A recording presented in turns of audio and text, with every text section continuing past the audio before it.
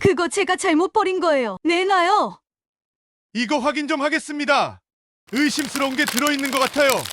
분리수거장에서 의심스러운 검은 봉지를 발견한 경비원은 버리고 갔던 주민과의 실랑이가 벌어집니다. 과연 검은 봉지 안에는 무엇이 있는 것일까요? 그리고 경비원은 무엇을 발견한 것일까요? 사연 곧 시작합니다. 시작 전에 제게 힘을 줄 수 있는 무료 버튼 구독과 좋아요 부탁드려요. 이 사연을 어느 지역에서 듣고 계신가요? 지역 이름이나 장소를 댓글로 남겨주시면 저 또한 즐거운 마음으로 인사드릴게요. 새벽 5시 30분 휴대폰 알람이 울리기 전에 눈이 떠집니다. 20년을 이렇게 살다 보니 몸이 시계가 된 지 오래예요. 침대에서 일어나 간단히 세수를 하고 경비실로 향합니다. 오늘도 여느 날과 다름없는 아침이 시작되는 거죠. 제 이름은 박진수, 올해 54살입니다. 이 아파트 경비원으로 일한 지 20년째예요. 처음엔 그저 먹고 살기 위해 시작한 일이었는데 어느새 이 아파트가 제 삶의 전부가 됐습니다. 400세대가 사는 이곳의 아침을 여는 사람이 바로 저예요. 경비실 문을 열고 들어서니 익숙한 소독약 냄새가 코를 찌릅니다. 형광등을 켜고 출근부에 도장을 찍습니다. 가장 먼저 할 일은 아파트 순찰이에요. 각 동의 비상구를 확인하고 주차장 차단기가 잘 작동하는지 점검합니다. 겨울이라 새벽 공기가 차갑습니다. 입김이 하얗게 나오는 걸 보니 영하로 떨어진 것 같아요. 순찰을 마치고 돌아오면 가장 중요한 일이 기다리고 있습니다. 바로 분리수거장 정리예요. 주민들이 전날 저녁부터 새벽까지 버린 쓰레기들을 분류하고 정리하는 일이죠. 처음엔 힘들고 지저분한 일이라고만 생각했어요. 하지만 20년을 하다 보니 이상하게도 이 일에서 위안을 얻게 됐습니다. 분리수거장으로 향하는 길, 아파트 단지는 아직 고요합니다. 가로등 불빛만이 어둠을 밝히고 있어요. 몇몇 동에서는 불이 켜진 창문들이 보입니다. 일찍 일어나 하루를 준비하는 사람들이겠죠. 저도 그들 중 한 명입니다. 분리수거장 문을 열자 어젯밤에 쌓인 쓰레기들이 눈에 들어옵니다. 플라스틱, 캔, 종이, 일반 쓰레기까지 각각의 구역에 제대로 분류되지 않은 것들도 많아요. 이걸 하나하나 다시 나눠서 정리하는 게 제 일입니다. 장갑을 끼고 작업을 시작합니다. 이 일을 하면서 깨달은 게 있어요. 쓰레기는 거짓말을 하지 않는다는 거죠. 사람들의 삶이 고스란히 담겨 있습니다. 3층 배기호에 사는 젊은 부부는 요즘 아기용품을 많이 버리더군요. 출산을 한 모양이에요. 7층 101호 할머니는 당뇨약 봉투가 자주 보입니다. 건강이 좋지 않으신가 봐요. 이렇게 쓰레기를 보다 보면 주민들의 이야기가 들려오는 것 같습니다. 물론 제가 직접 그분들과 이야기를 나누는 건 아니에요. 그저 아침 저녁으로 인사를 나누는 정도죠. 하지만 이상하게도 저는 이 아파트 사람들의 삶을 조금씩 알게 됩니다. 오전 6시가 되자 하늘이 조금씩 밝아옵니다. 일출 전의 푸른빛이 아파트 건물들을 감싸요. 이 시간이 제일 좋습니다. 세상이 깨어나기 전 저 혼자만의 시간 같거든요. 분리수거를 하면서 가끔 이런 생각을 해요.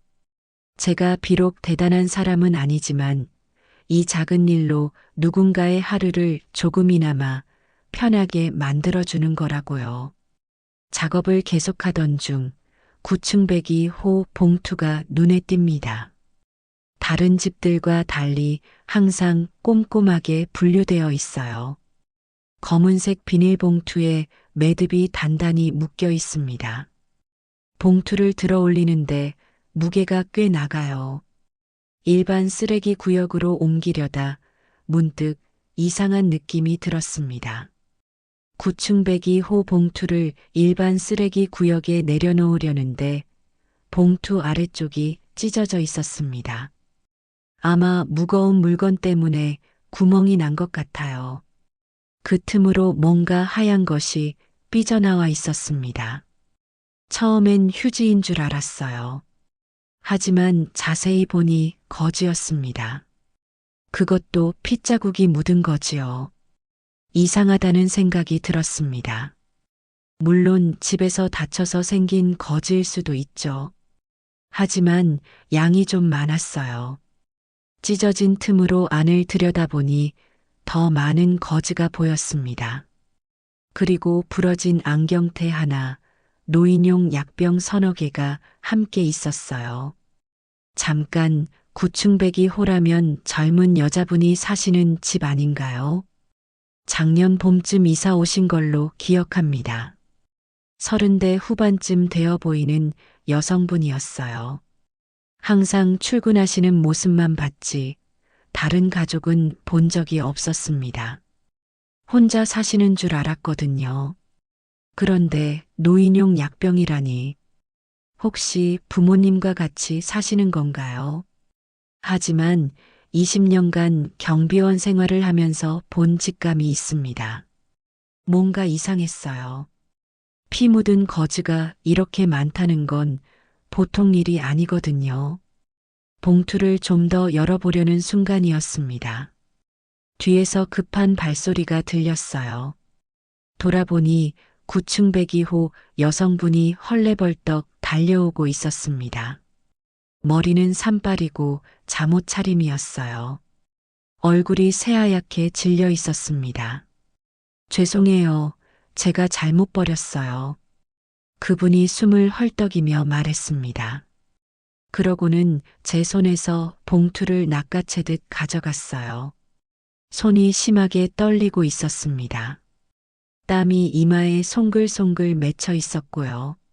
아, 네. 괜찮습니다. 실수하실 수도 있죠. 저는 당황해서 그렇게밖에 말하지 못했습니다. 그분은 봉투를 가슴에 꼭 안고 뒤도 돌아보지 않고 서둘러 사라졌어요. 엘리베이터를 기다리지도 않고 계단으로 올라가더군요. 그 모습이 묘하게 불안해 보였습니다. 분리수거장에 혼자 남은 저는 멍하니 서 있었어요. 방금 뭔가 이상한 일을 목격한 것 같은데 정확히 뭐가 이상한지 설명하기 어려웠습니다. 그냥 느낌이었어요. 20년 동안 사람들을 봐온 경험상 뭔가 숨기고 있는 사람의 표정이었습니다. 작업을 마저 하면서도 계속 그 장면이 머릿속을 떠나지 않았어요. 피 묻은 거즈, 부러진 안경테, 노인용 약병, 그리고 새벽 6시에 잠옷 차림으로 달려온 여성. 무엇보다 그분의 떨리는 손과 창백한 얼굴이 자꾸 눈앞에 아른거렸습니다. 아침 7시가 되자 출근하는 주민들이 하나둘 나타났습니다. 평소처럼 인사를 나눴어요. 오늘도 좋은 하루 되세요. 조심해서 다녀오세요. 20년간 해온 인사였지만 오늘따라 마음이 무거웠습니다. 점심시간이 되어 경비실로 돌아왔습니다. 아내가 싸준 도시락을 꺼내 먹으면서도 계속 아침 일이 생각났어요. 혹시 제가 너무 예민하게 반응한 걸까요? 그냥 집에서 다친 거라면 제가 괜히 오해를 한 거잖아요. 하지만 20년간 이 일을 하면서 느낀 게 있습니다. 사람들의 쓰레기에는 그들의 삶이 담겨 있어요. 행복한 집은 쓰레기도 밝아 보이고 힘든 집은 쓰레기도 무거워 보입니다. 그리고 오늘 본 9층 배기 호의 쓰레기는 뭔가 어두웠어요. 오후 근무를 하면서 자꾸 9층 배기 호 쪽을 쳐다보게 됐습니다. 9층에 있는 창문들을 올려다 봤어요.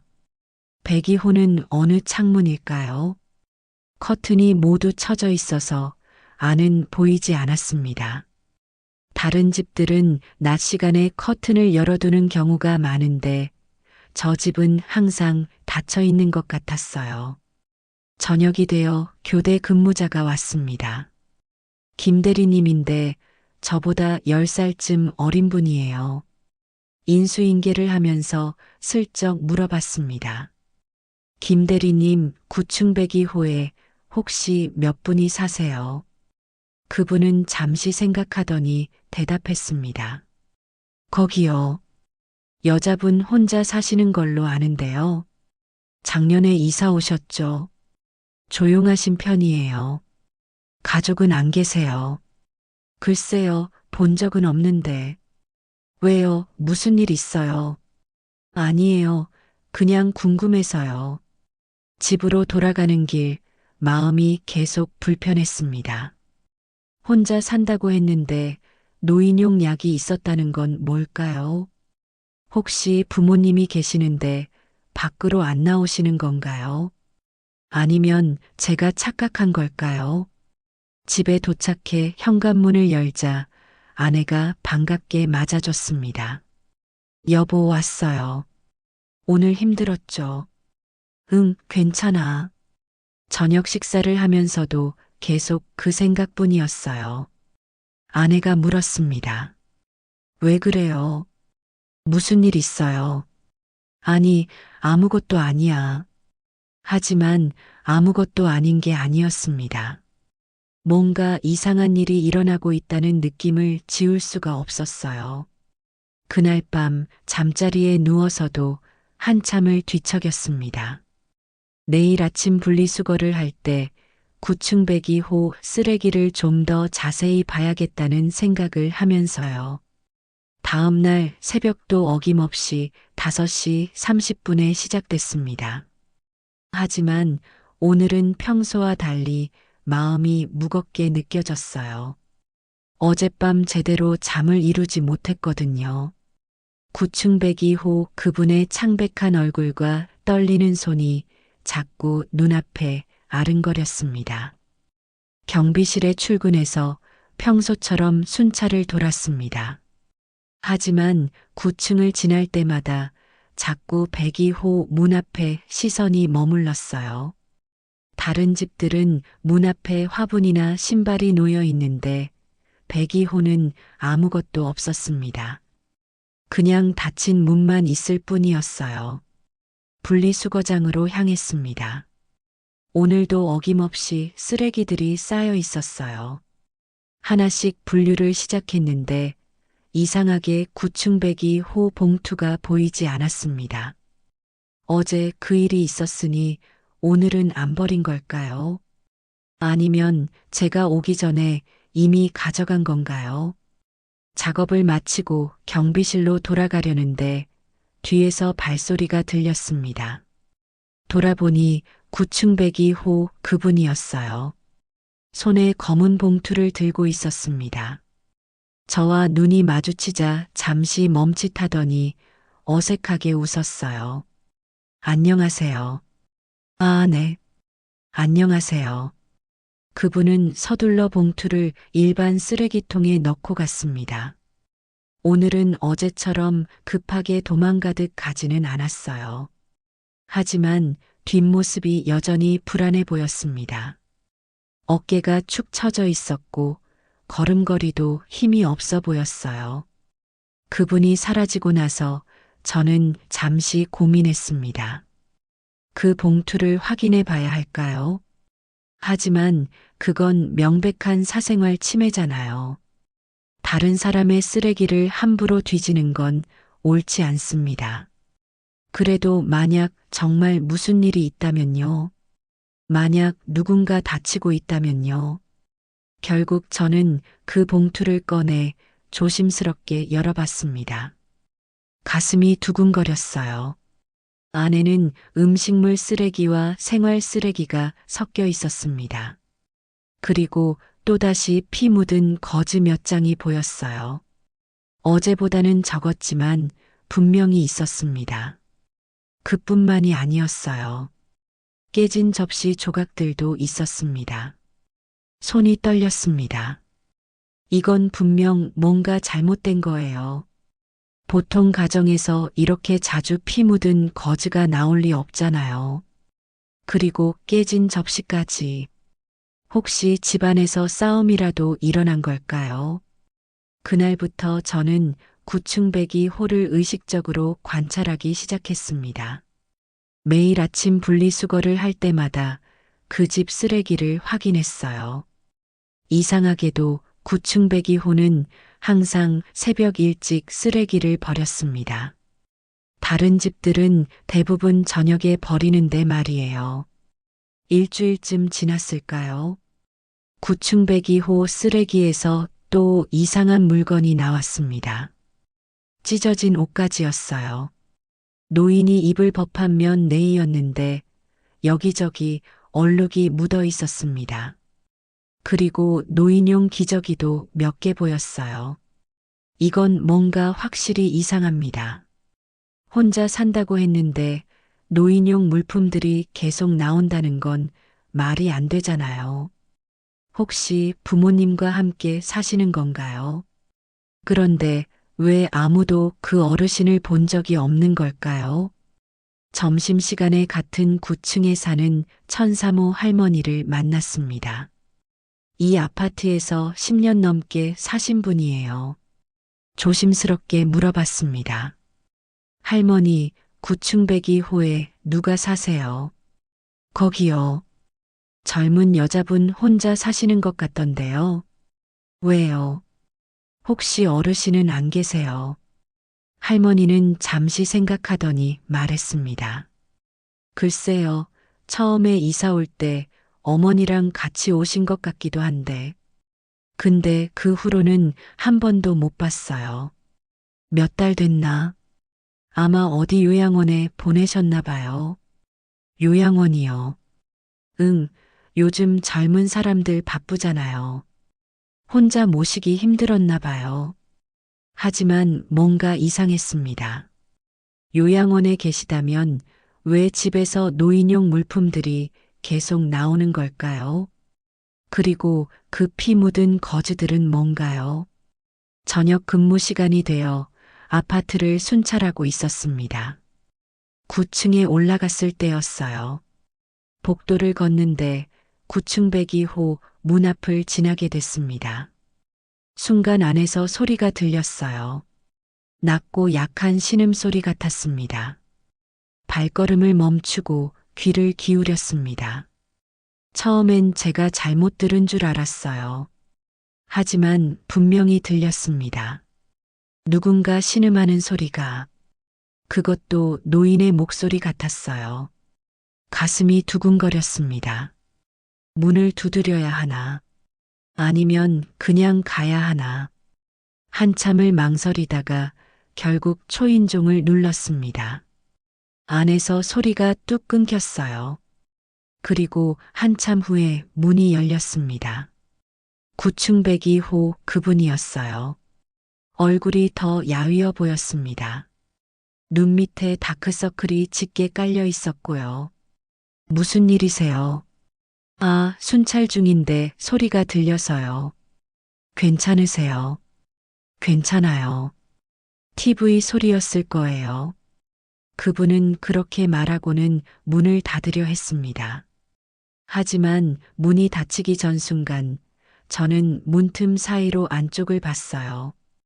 거실이 어둡고 커튼이 모두 쳐져 있었습니다. 그리고 뭔가 퀴퀴한 냄새가 났어요. 문이 닫혔습니다. 저는 한참을 그 앞에 서 있었어요. 확신이 들었습니다.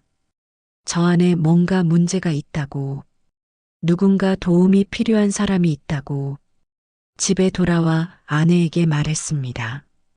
여보, 아파트에서 이상한 일이 있는 것 같아. 무슨 일인데요? 저는 지난 일주일간 있었던 일들을 설명했어요. 피 묻은 거즈, 노인용 물품들, 그리고 오늘 들은 신음소리까지.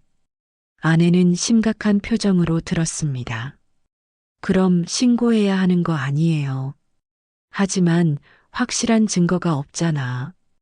혹시 내가 오해한 거라면 그분한테 너무 실례잖아. 그래도 만약 정말 무슨 일이 있다면요. 당신이라도 확인해야죠. 아내의 말이 옳았습니다. 더 이상 못 본 척 할 수 없었어요. 이건 단순한 오해가 아니었습니다. 다음 날 아침, 저는 관리사무소 소장님을 찾아갔습니다. 10년 넘게 함께 일한 분이에요. 믿을 수 있는 분이라 용기를 내서 말씀드렸습니다. 소장님, 구충배기호에 대해 여쭤볼 게 있는데요. 구충배기호요. 무슨 일인데요? 저는 지난 2주일간 있었던 일들을 설명했습니다. 피 묻은 거즈, 노인용 물품들, 신음소리까지. 소장님은 팔짱을 끼고 심각하게 들으셨어요. 다 듣고 나서 한참을 생각하시더니 말씀하셨습니다. 진수 씨 말을 들으니 확실히 이상하긴 하네요. 하지만 함부로 확인하기는 어려워요. 사생활 침해 문제가 있거든요. 하지만 만약 정말 무슨 일이 있다면요. 증거가 확실해야 해요. 쓰레기만 가지고는 부족해요. 혹시 그분이 부모님을 간병하고 계신 건지도 모르잖아요. 소장님 말씀도 일리가 있었습니다. 저도 그 생각을 안 해본 건 아니에요. 하지만 뭔가 다른 느낌이었습니다. 간병을 하고 계신다면 왜 그렇게 숨기듯이 행동하시는 걸까요? 일단 정기 소독 일정이 다음 주에 있으니까 그때 자연스럽게 방문해 보는 게 어때요? 소장님의 제안이었습니다. 정기 소독이라면 모든 집을 방문하는 거니까 의심받지 않을 거예요. 저는 고개를 끄덕였습니다. 일주일이 정말 길게 느껴졌습니다. 매일 아침 분리수거를 하면서 구충배기호 쓰레기를 확인했어요. 거의 매일 피 묻은 거즈가 나왔습니다. 양은 적을 때도 있고 많을 때도 있었지만 없는 날이 없었어요. 그리고 깨진 물건들도 계속 나왔습니다. 컵 조각, 접시 파편, 심지어 작은 거울 조각까지. 밤마다 9층을 순찰할 때면 배기호 앞에서 잠시 멈춰 섰습니다. 귀를 기울이면 가끔씩 소리가 들렸어요. 물건 떨어지는 소리, 문 닫히는 소리, 그리고 가끔은 낮은 목소리도 들렸습니다. 하지만 무슨 말인지는 알아듣지 못했어요. 드디어 정기 소독 날이 왔습니다. 방역업체 직원들과 함께 각 동을 돌기 시작했어요. 저는 일부러 9층을 마지막으로 남겨뒀습니다. 가슴이 계속 두근거렸어요. 9층 101호, 100호를 거쳐 드디어 102호 앞에 섰습니다. 초인종을 눌렀어요. 한참을 기다렸는데 반응이 없었습니다. 다시 한번 눌렀습니다. 그제야 안에서 인기척이 들렸어요. 누구세요? 목소리가 경계하는 듯 했습니다.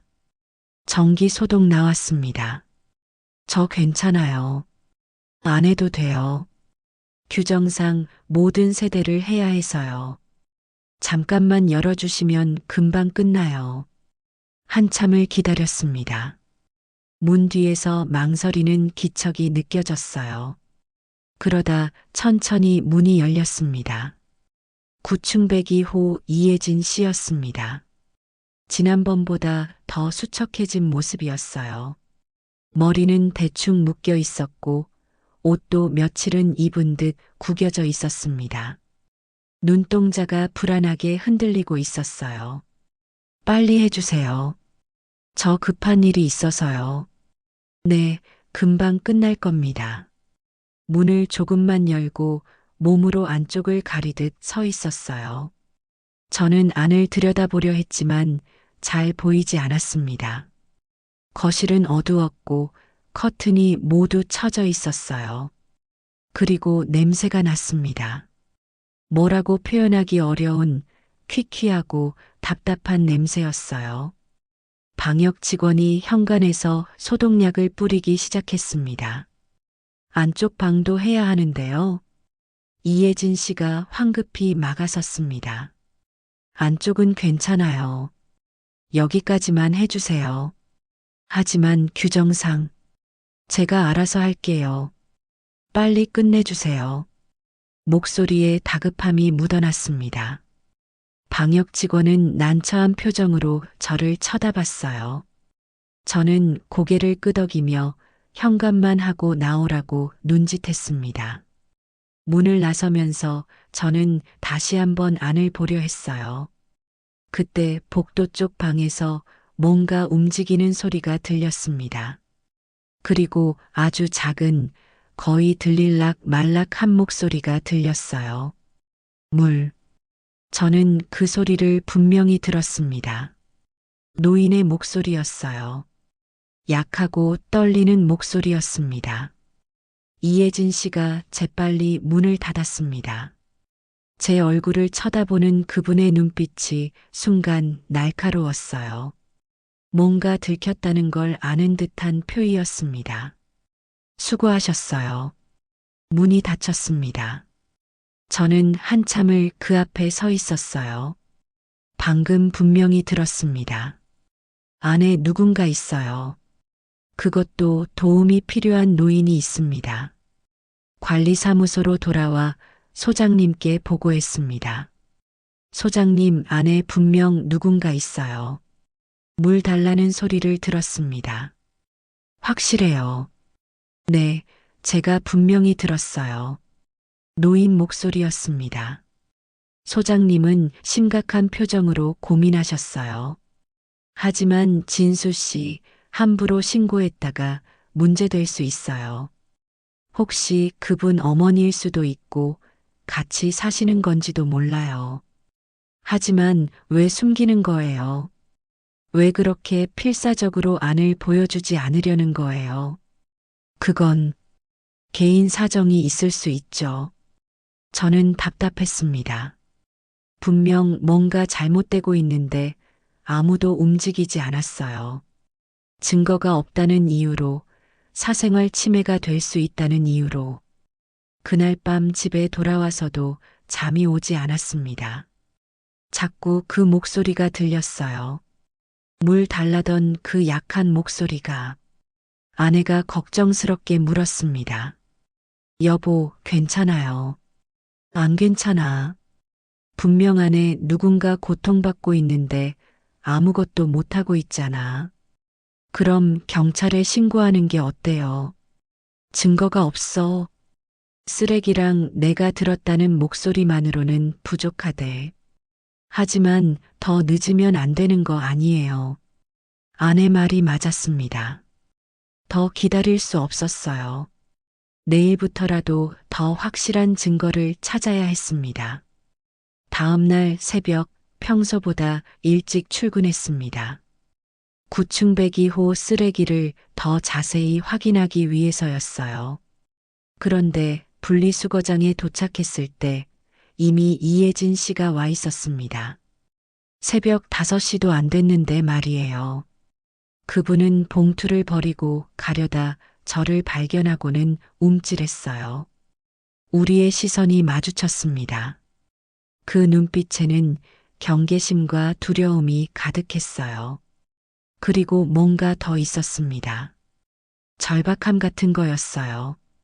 새벽 공기가 차갑게 느껴졌습니다. 이예진 씨와 저는 분리수거장에서 서로를 마주보고 섰어요. 그분은 손에 검은 봉투를 쥔 채 얼어붙은 듯 서 있었습니다. 저도 움직일 수가 없었어요. 뭐라고 말을 꺼내야 할지 몰랐거든요. 한참의 침묵 끝에 이예진 씨가 먼저 입을 열었습니다. 왜 저를 이렇게 감시하세요? 목소리가 떨리고 있었어요. 화가 난 건지 두려운 건지 알 수 없었습니다. 감시가 아닙니다. 그냥 걱정이 돼서요. 무슨 걱정이요? 저 혼자 잘 살고 있어요. 혼자가 아니시잖아요. 그 말에 이혜진 씨의 얼굴이 하얗게 질렸습니다. 입술을 떨며 뭐라 대답하려다 결국 아무 말도 하지 못했어요. 그러고는 봉투를 쓰레기통에 던지듯 버리고 급히 사라졌습니다. 저는 그 봉투를 집어들었습니다. 이번엔 주저하지 않았어요. 봉투를 열자 또다시 피 묻은 거즈가 나왔습니다. 그런데 이번엔 양이 훨씬 많았어요. 그리고 노인용 기저귀도 있었는데 상태가 좋지 않았습니다. 제대로 관리되지 않은 것 같았어요. 손이 떨렸습니다. 더 이상 의심의 여지가 없었어요.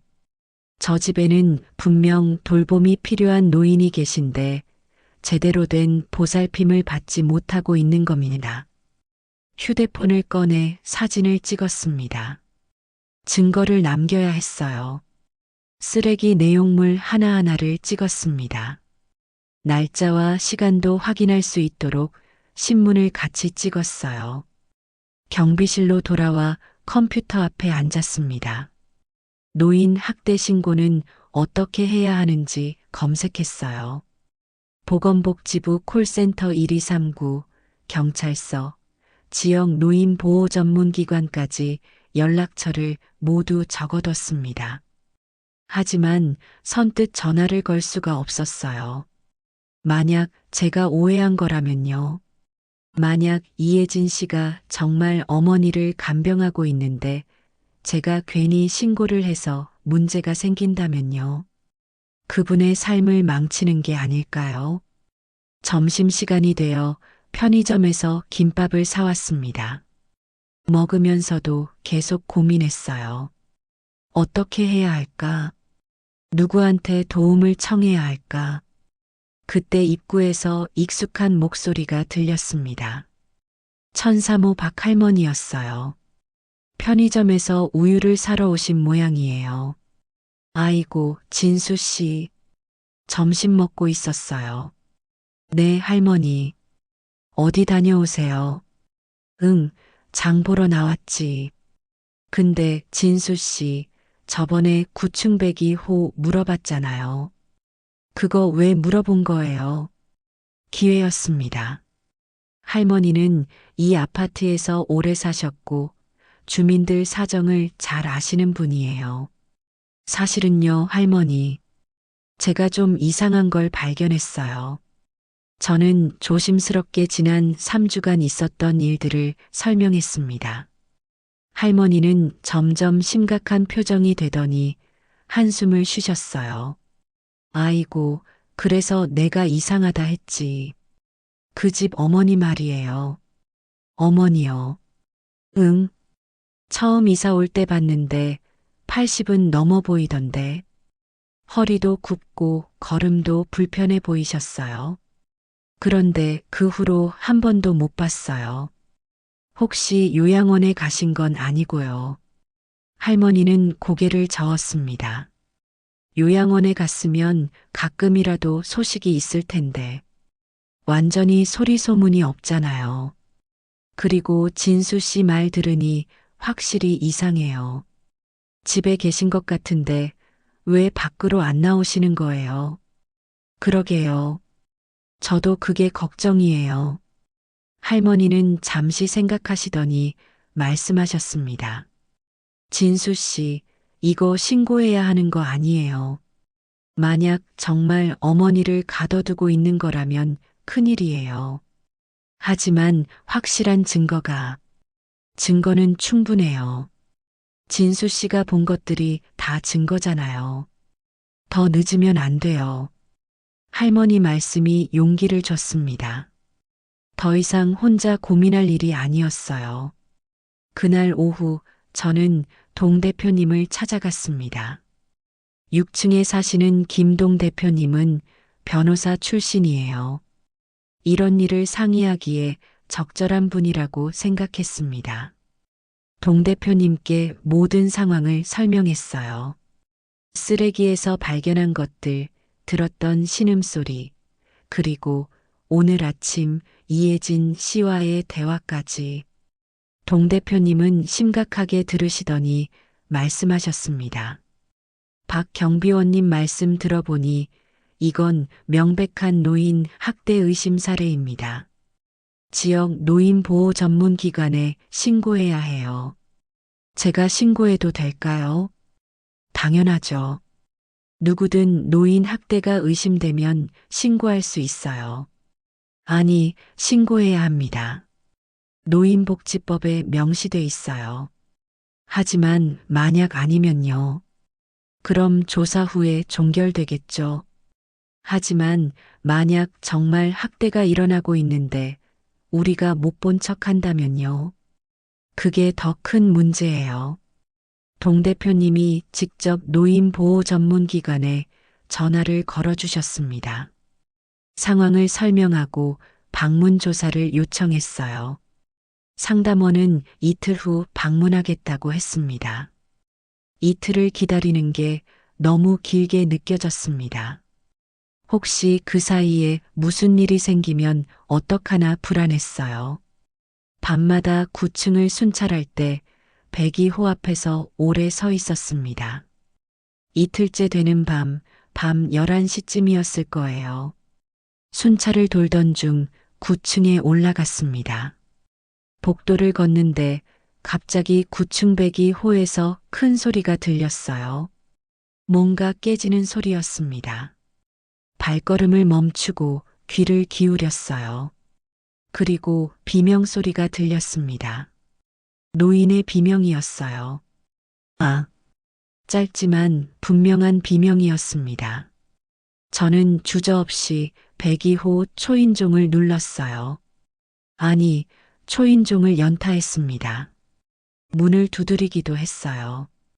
안에서 급한 발소리가 들렸습니다. 뭔가 정리하는 소리도 들렸어요.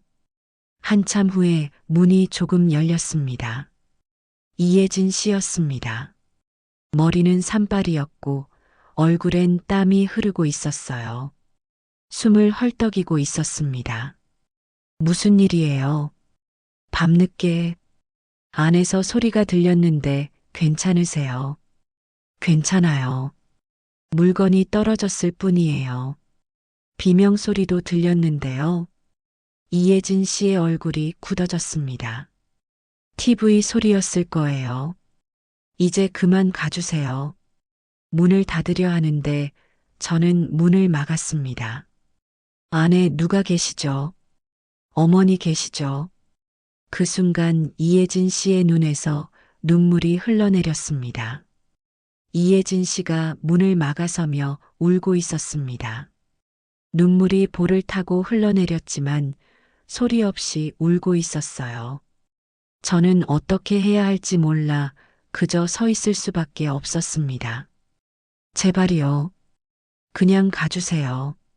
목소리가 간절했습니다. 애원하는 것 같았어요. 하지만 저는 물러설 수 없었습니다. 안에 어머니 계시죠? 도움이 필요하시잖아요. 아니에요. 괜찮아요. 제가 다 돌보고 있어요. 그때였습니다. 안쪽 방에서 또 소리가 들렸어요.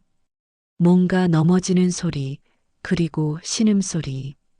이혜진 씨가 화들짝 놀라며 뒤를 돌아봤습니다. 그 순간 문이 조금 더 열렸고 저는 안을 볼 수 있었어요. 거실은 어두웠지만 복도 쪽 방문이 반쯤 열려 있었습니다. 그 안에서 희미한 불빛이 새어나오고 있었어요. 그리고 침대에 누운 노인의 모습이 보였습니다. 아주 잠깐이었지만 분명히 봤어요.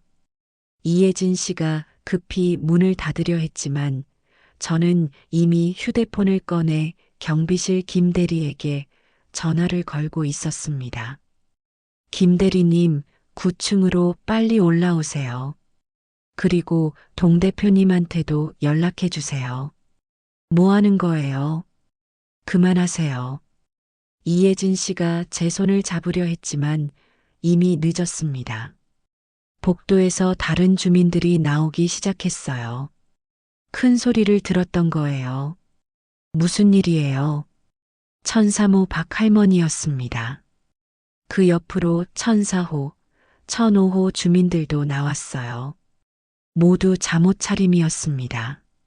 저기 102호에서 이상한 소리가 들렸어요. 제가 말했습니다. 이예진 씨는 창백한 얼굴로 고개를 저었어요. 아무것도 아니에요. 다들 들어가세요. 하지만 주민들은 움직이지 않았습니다. 오히려 더 가까이 다가왔어요. 박할머니가 물었습니다. 혜진 씨, 어머니 어디 계세요? 요즘 한 번도 못 뵀는데. 어머니는 요양병원에 계세요. 그때 안에서 또 소리가 들렸습니다. 물, 물. 약하지만 분명한 목소리였어요. 모든 주민이 그 소리를 들었습니다.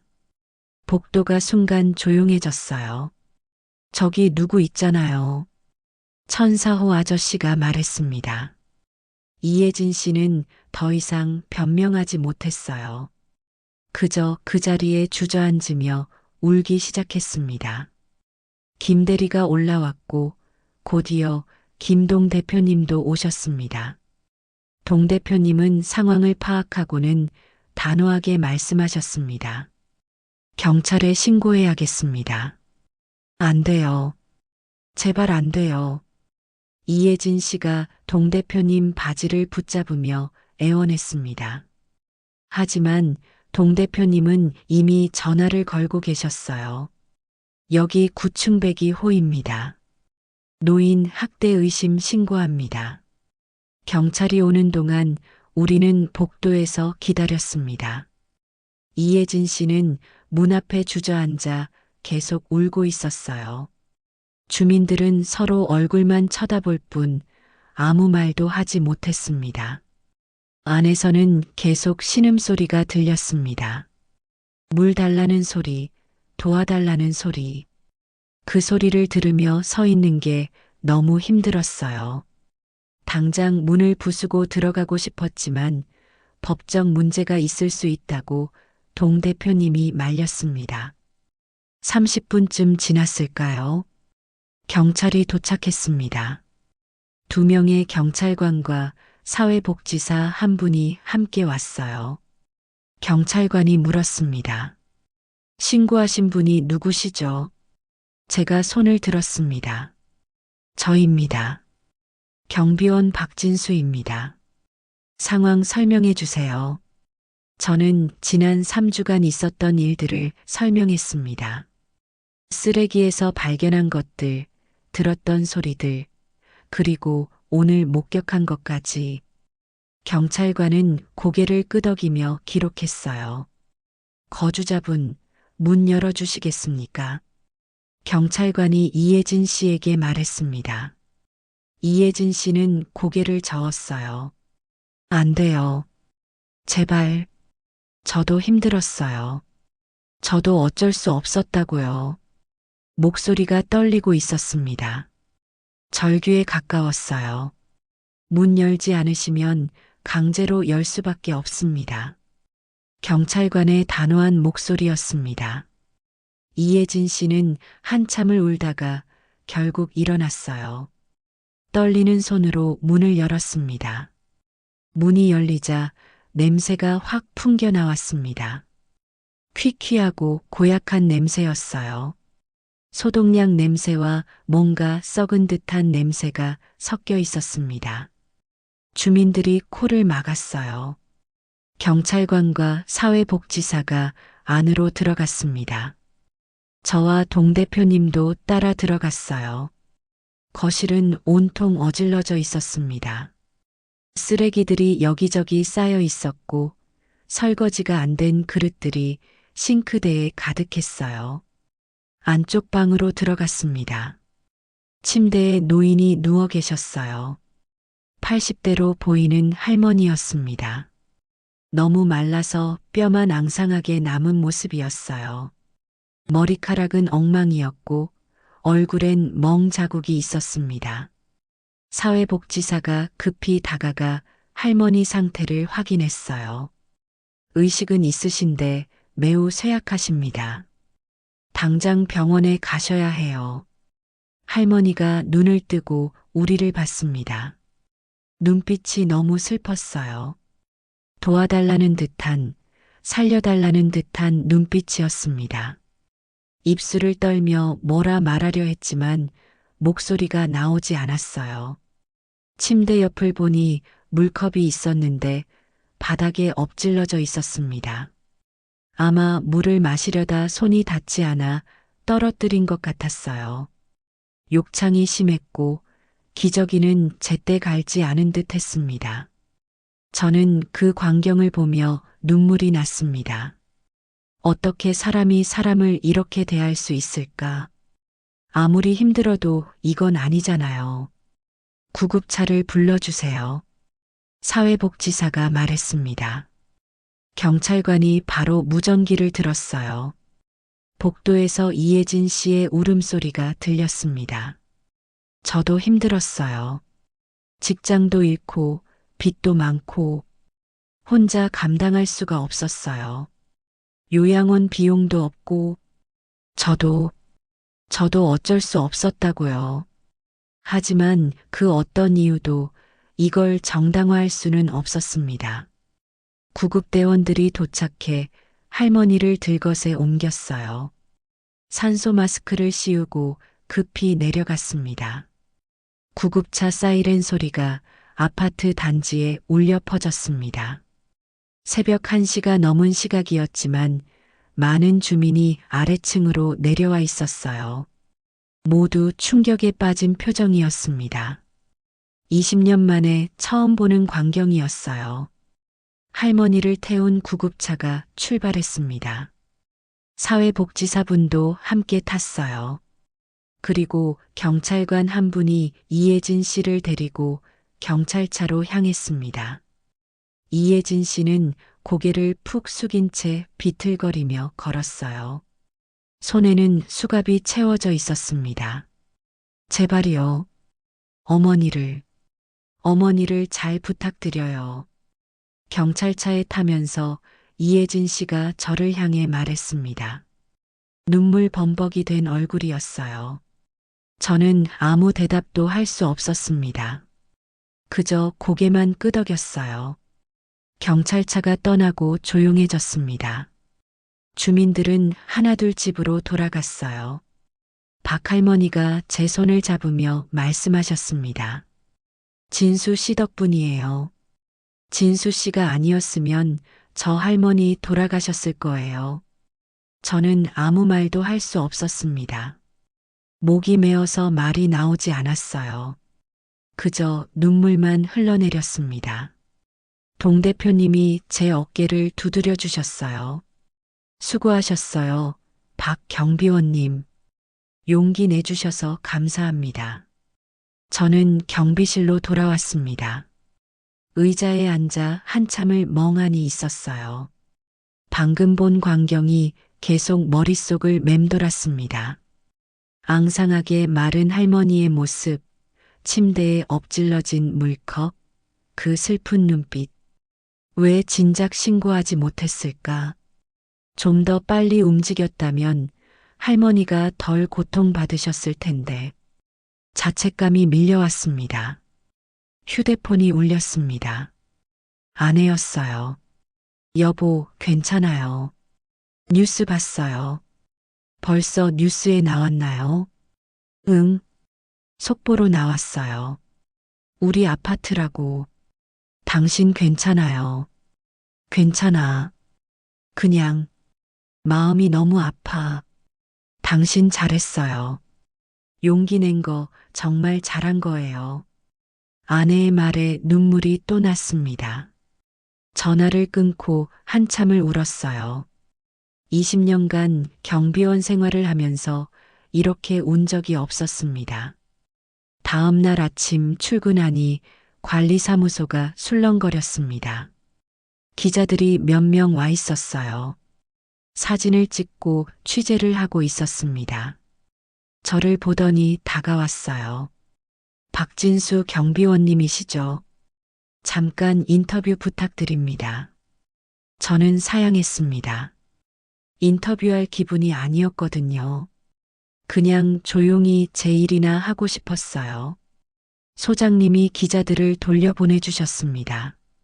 그러고는 저를 사무실로 불렀어요. 진수 씨, 고생 많았어요. 오늘은 쉬는 게 어때요? 아니에요. 일하는 게 나을 것 같아요. 그래요. 힘들면 언제든 말해요.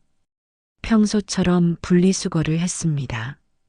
구충배기 호에서 나온 쓰레기는 없었어요.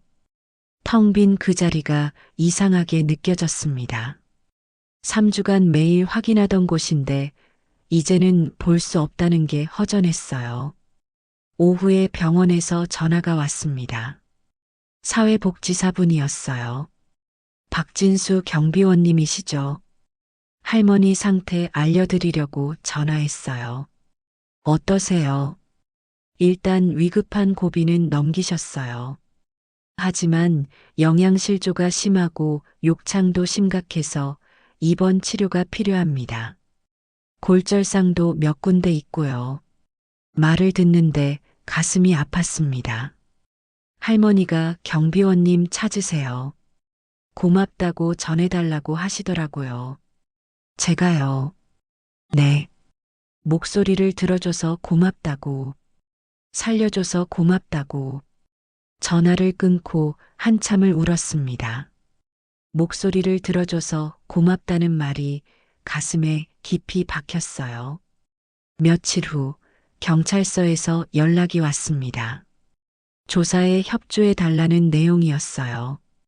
저는 경찰서로 가서 진술서를 작성했습니다. 제가 본 것들, 들은 것들, 느낀 것들을 모두 적었어요. 형사님이 말씀하셨습니다. 박진수 씨 덕분에 큰일 막았어요. 조금만 늦었어도 할머니 목숨이 위험했을 겁니다.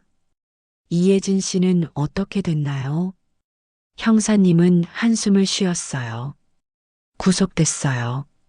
노인 학대 및 방임, 폭행 혐의로요. 근데 사정을 들어보니 참 안타까워요. 무슨 사정이요? 2년 전에 남편이 사망했대요. 그 후로 혼자 어머니를 모시면서 직장 생활을 했는데 작년에 회사가 부도 나서 실직했대요. 빚도 많이 졌고 그러다 보니 우울증도 생기고 어머니한테 화풀이를 하게 됐다고 해요. 저는 복잡한 심경이었습니다. 이혜진 씨도 피해자인 건가요? 아니면 가해자인 건가요? 아마 둘 다였을 거예요. 하지만 그 어떤 이유도 할머니를 그렇게 대한 걸 정당화할 수는 없었습니다. 일주일 후 병원에 할머니를 찾아뵀습니다. 병실 문을 열자 할머니가 침대에 누워 계셨어요. 일주일 사이에 많이 좋아지신 것 같았습니다. 얼굴에 생기가 조금 돌았고 영양제를 맞아서 그런지 안색도 나아 보였어요. 할머니, 저 경비원 박진수입니다. 할머니가 저를 보더니 눈물을 흘리셨어요. 떨리는 손으로 제 손을 잡았습니다. 고맙습니다. 정말 고맙습니다. 목소리가 약했지만 또렷했어요. 저는 할머니 손을 꼭 잡았습니다. 괜찮으세요? 이제 다 괜찮으실 거예요. 제 목소리를 들어주셔서 아무도 듣지 않는 줄 알았어요. 할머니가 울면서 말씀하셨어요. 저도 눈물이 났습니다. 들었어요. 할머니 목소리 들었어요. 앞으로도 계속 들을 거예요.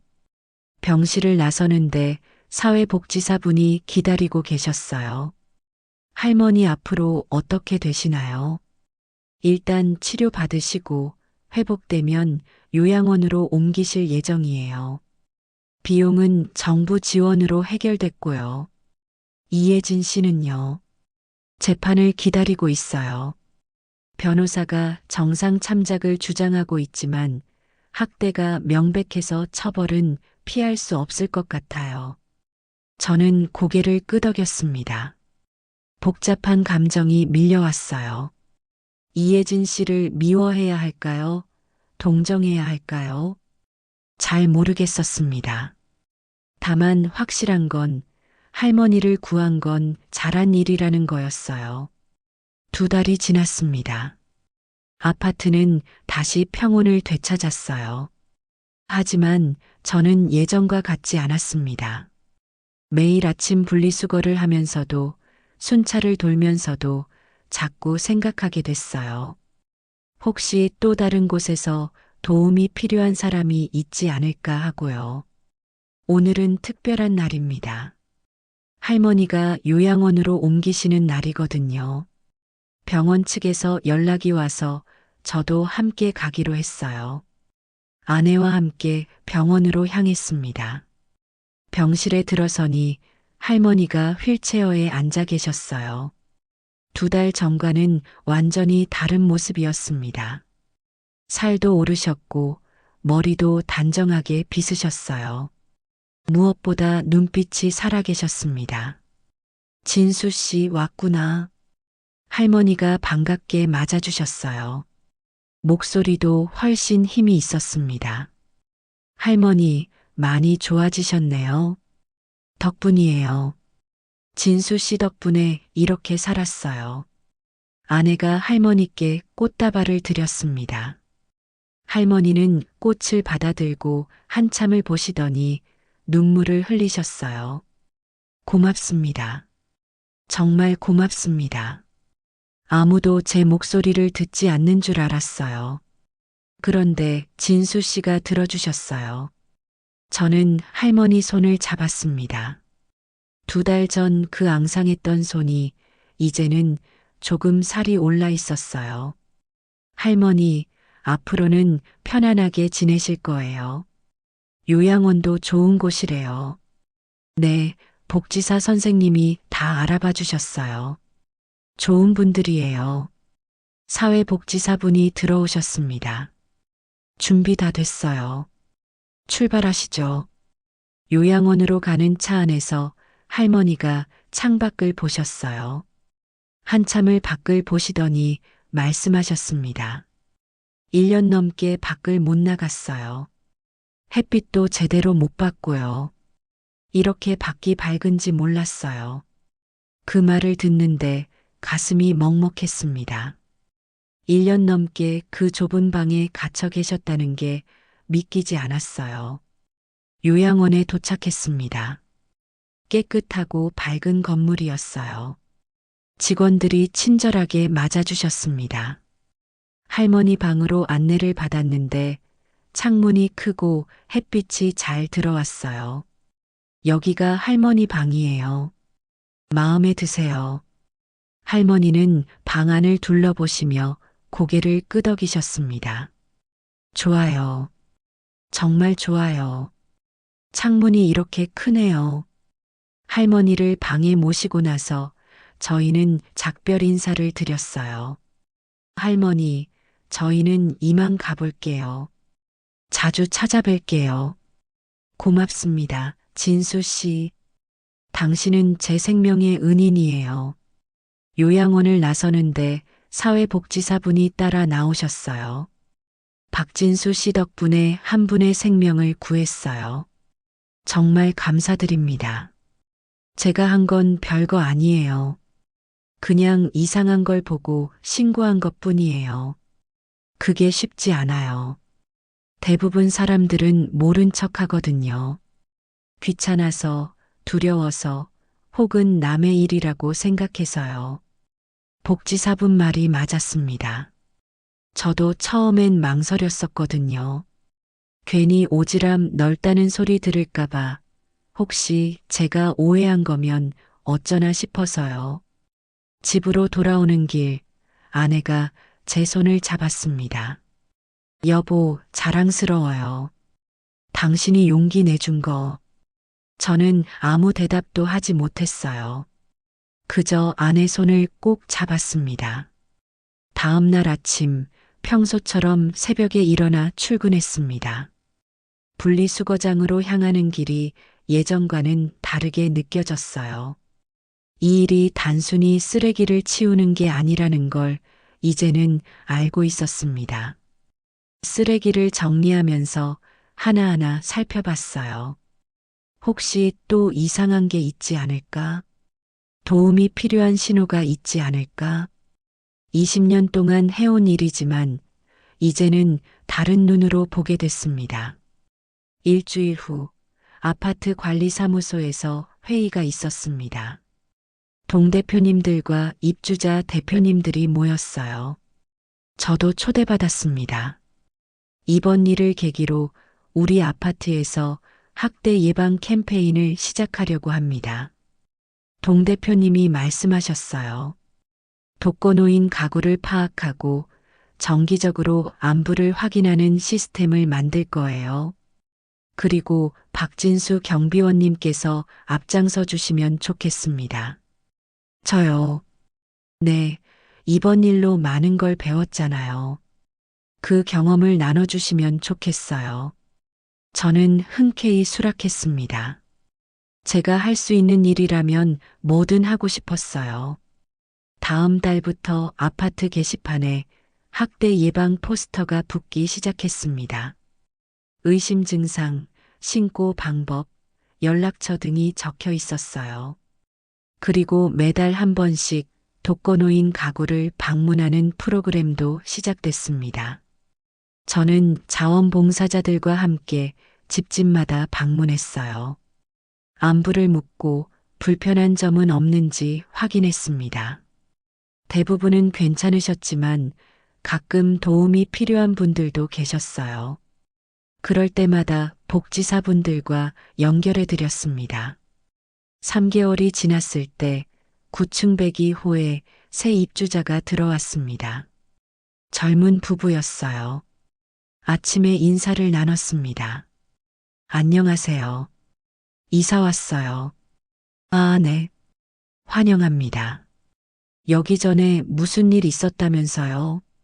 부부가 조심스럽게 물었습니다. 아마 소문을 들으셨나 봐요. 네, 좀 안타까운 일이 있었어요. 하지만 지금은 모두 잘 해결됐습니다. 그 이야기를 간단히 설명해 드렸어요. 부부는 심각한 표정으로 들었습니다. 정말 잘하셨어요. 쉽지 않은 일인데 용기 내주셔서 감사해요. 그날 저녁 집에 돌아와 거울을 봤습니다. 54살 경비원의 얼굴이 보였어요. 주름이 깊어졌고 머리엔 흰머리가 많아졌습니다. 하지만 눈빛만큼은 예전과 달랐어요. 뭔가 더 단단해진 것 같았습니다. 아내가 저녁을 차려놓고 불렀습니다. 여보, 밥 먹어요. 식탁에 앉아 밥을 먹으면서 생각했습니다. 저는 대단한 사람이 아니에요. 그냥 평범한 경비원일 뿐입니다. 하지만 그런 제가 누군가의 생명을 구했어요. 작은 관심과 용기가 한 사람을 살렸습니다. 매일 아침 분리수거를 하면서 되뇌입니다. 쓰레기는 거짓말을 하지 않는다고. 그리고 나는 이제 그 목소리를 듣는다고. 도움이 필요한 사람의 목소리를 듣고 외면하지 않겠다고요. 20년간 해온 이 일이 이제는 다르게 느껴집니다. 단순히 쓰레기를 치우는 게 아니라 사람들의 삶을 지켜보는 일이에요. 그리고 필요하다면 도움의 손을 내미는 일입니다. 오늘도 새벽이 밝아옵니다. 분리수거장으로 향하는 저의 발걸음이 묵직합니다. 하지만 이제는 알고 있습니다. 이 작은 일상이 누군가에게는 생명줄이 될 수 있다는 것을요.